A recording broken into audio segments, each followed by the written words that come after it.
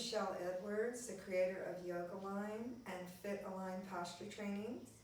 I'm also a licensed massage therapist, and I've been working with clients for decades, showing them how to use breathing and functional body positions to correct their posture alignment, helping them to alleviate back pain.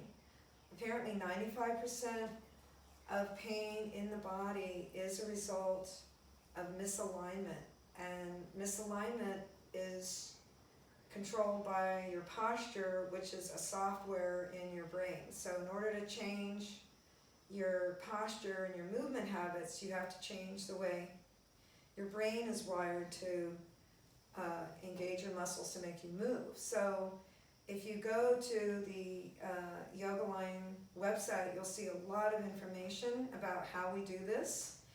But what I want to talk to you today about is this cue that we hear constantly to pull the navel in, to protect the spine or strengthen the back, or oftentimes some of my clients tell me that they've been told to pull their pubic bone up, to pull their breastbone down, to pull the sides in and sort of create this power center. And it's really unnatural. If you even try to engage your muscles that way and walk around, you'll feel this tremendous restriction. And I think what we're forgetting is the core is not the front of your body. It's not some isolated place here. The core muscles really are your breathing muscles.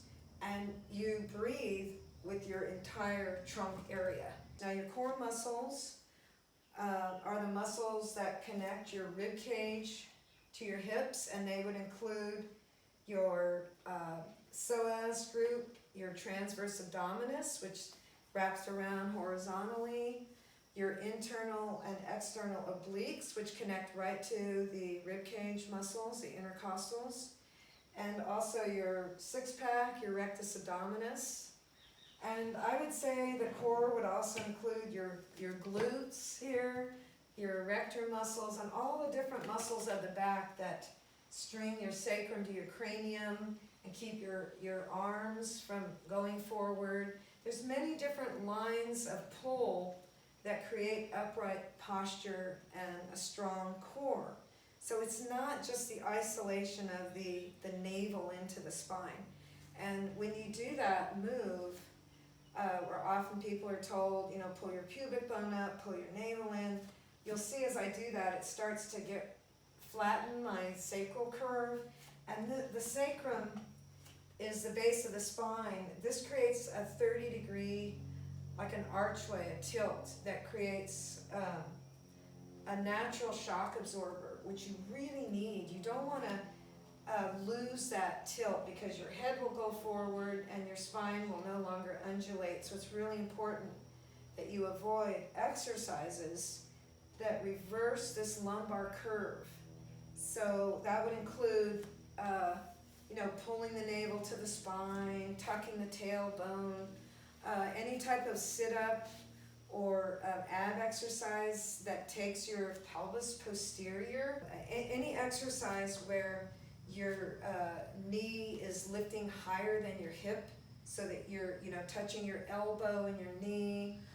All of these movements are going to remove your lumbar curve, and if you repeatedly do that, your brain will start telling your trunk muscles to work that way, and then you'll have no lumbar curve, which means you'll have no shock absorption, and that will pull your head forward. So you can just use movements of breathing and very simple exercises and body positions to get your trunk muscles to turn on as stabilizers.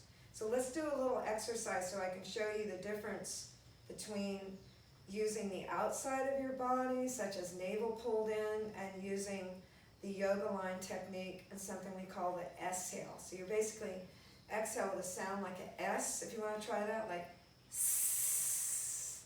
And you'll feel how much that makes your rib cage and all your muscles all the way around your back contract. And I'll show you how it globally affects the body though. Okay, so if we just open the fingers wide and stand with your weight kind of over your heels, take a breath through your nose. Bend your elbows and start to lift your arms, making that S sound.